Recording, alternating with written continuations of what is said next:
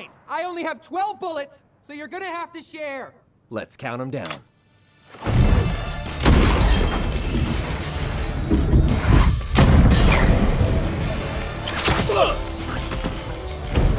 The world of Disney might be filled with softies, but once you head over to the MCU territory, it's basically an endless supply of badass scenes one after another. I've proven it already with Volume 1, but the TV Regent believes in the double tap rule. So here's my top 10 badass Marvel movie scenes, Volume 2. Shit.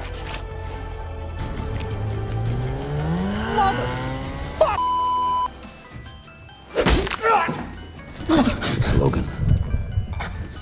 And that's a poison broadhead, which last I heard was illegal. It's no surprise to find the Wolverine in one of my badass lists, and his performance here is an absolute masterclass in brutal sarcasm. 2013's The Wolverine was most definitely a strong improvement over its predecessor, and I always find tons of moments to use from this film because, come on, it's Hugh Jackman in Japan. I haven't mentioned the bar scene as many times as I should, especially since it is classic Logan. He doesn't even need to use his adamantium claws to establish dominance, just his wit.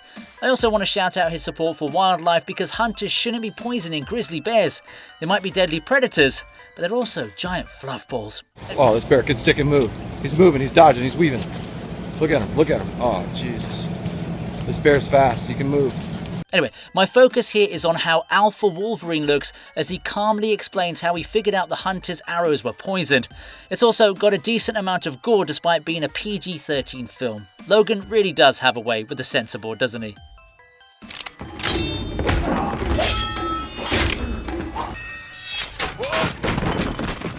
Like so. He also said, "Can you blush?"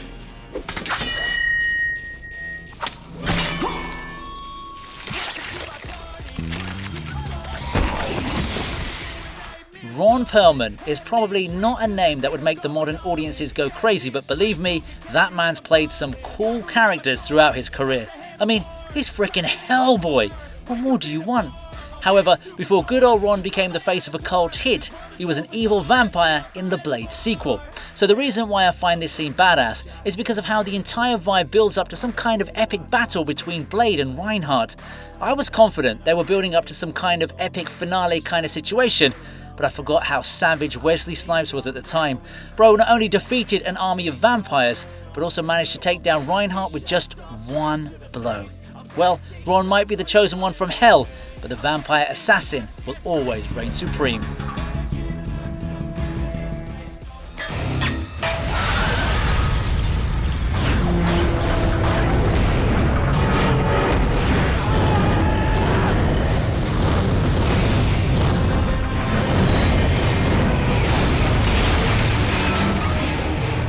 There are some actors who will always be relevant regardless of the generation. Of course, you've got legends like Tom Cruise and Keanu Reeves who are assured box office bets even in today's TikTok generation, but spare a thought for Nicolas Cage, aka Hollywood's favourite madman. There's a reason he plays characters like Dracula in Renfield and Ghost Rider in the non-MCU flicks. Spirit of Vengeance wasn't exactly the blockbuster the studio was hoping it would be, but dear God, the desert battle was a whole other vibe. Ghost Rider pulls off all his moves and doesn't spare any mercy. He absorbs bazookas and bullets, spits fire like a dragon, and if that wasn't enough, bro possessed a freaking excavation vehicle and turned into a flaming death machine. Can you imagine if this guy went on to possess a Jaeger from the Pacific Rim franchise?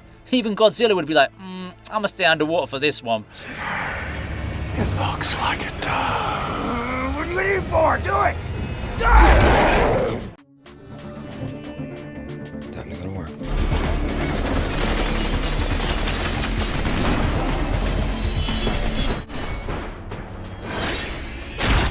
I've grown quite fond of this scene, although I can't say the same about this movie, or any other mistakes Ryan Reynolds made in the late 2000s to early 2010s. Yeah, I most definitely mean you, Green Lantern.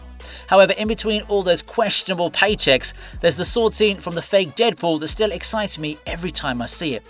To be honest with you, the sequence doesn't last as long as you might imagine, but I guess the swiftness of Wade's defensive maneuvers worked in his favour. It's not just the fact that bro took down all those armed goons within a few seconds, it's also about the fact he covered for the Wolverine and did him proud. Okay, maybe Logan didn't state it explicitly, but we all know he was appreciating those samurai skills in silence. Maybe Hugh Jackman can repay the favor in Deadpool 3. Yeah, you heard it first over here. Okay. People are dead.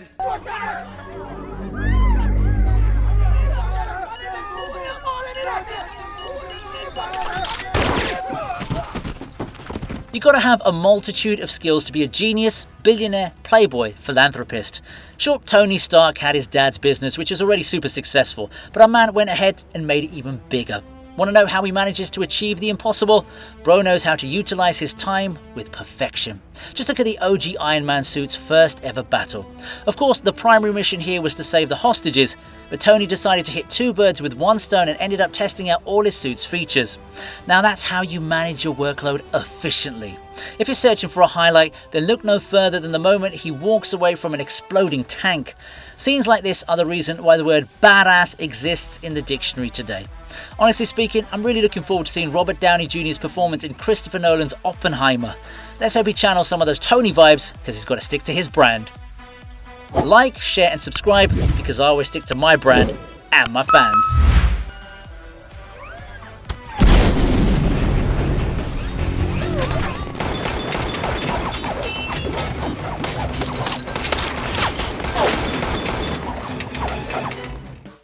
Josh Brolin is just coming off a recent resurgence of success in mainstream media. Sure, he played Thanos in the MCU, but his character looked extremely different and is obviously a purple alien, so it doesn't count.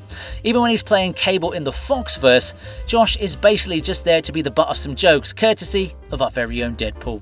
The truck fight scene in Deadpool 2 is an example of how to slay it in a battle and with your audience. Wade isn't exactly dominating the fight or anything like that, but the sheer wit he brings to the table is hilarious to another level. It's kind of funny that I have two entries on this list which include Wade Wilson using his swords to deflect bullets. Also, with the whole thing having dubstep music in the background, it just feels more badass. I don't know, man, it must just be a millennial thing.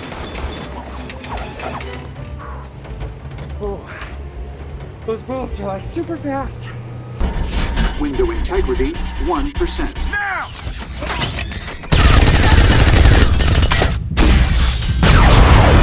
Propulsion systems now online. Full acceleration now! If Robert Downey Jr. can steal the show whenever he's featured in a Marvel movie, I think it's fair to have Samuel L. Jackson get some of his demands met too. We see him finally getting his wish in Captain America the Winter Soldier with the badass fighter car. Sure, I can go on about the nicely designed AI security measures inside it, but come on bro, if you got a machine gun like that simply hiding in your ride, then we surely need to be friends. Nick Fury has always been seen as a figure of authority over the Avengers, but we've never actually watched him in such dire straits. Of course he comes out of the whole charade victorious, but he wouldn't be breathing easy if that car of his wasn't as jacked as Tony Stark's latest project. Also, I want to add that the timer to the bulletproof door was a nice touch to the scene. It really upped the stakes and made the payoff more satisfactory.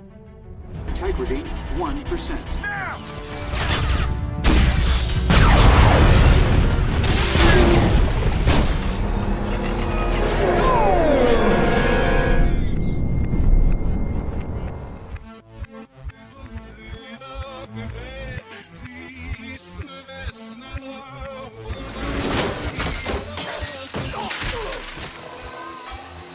Don't you like it when your whole kitchen is done up? I wish I had someone to do that for me, but only as long as she's not like Quicksilver. Bro sees a kitchen filled with guards and simply decides to make a joke out of the whole thing. That's not just the work of a badass, but also the arrogance of an overpowered superhero. Say what you will about Evan Peters playing a goofier version of the character, it simply can't be denied that the kitchen sequence is amongst the best scenes in the X-Men franchise. Heck, I might even include it in my list covering all the top moments from Marvel movies. Let me know in the comments if that sounds like a good idea, yeah? I've said it before, and I'll say it again. Only a true badass can make Professor X, Magneto, and Wolverine look dumbfounded. Thanks, kid.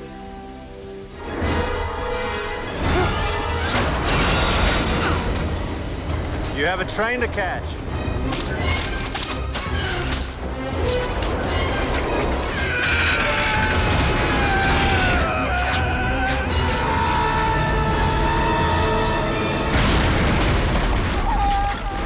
multitasking isn't meant for common folk, so people like yours truly don't come under this classification. However, if you throw Peter Parker into the mix, then it's a whole other story.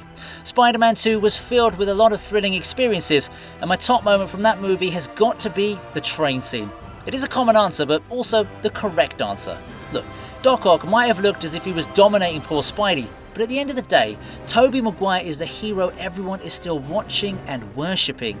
I'm not going to talk about the train sequence in detail because actions speak louder than words, and oh boy, this scene sure spoke a lot. It just goes to show that your heart defines your badassery more than anything else.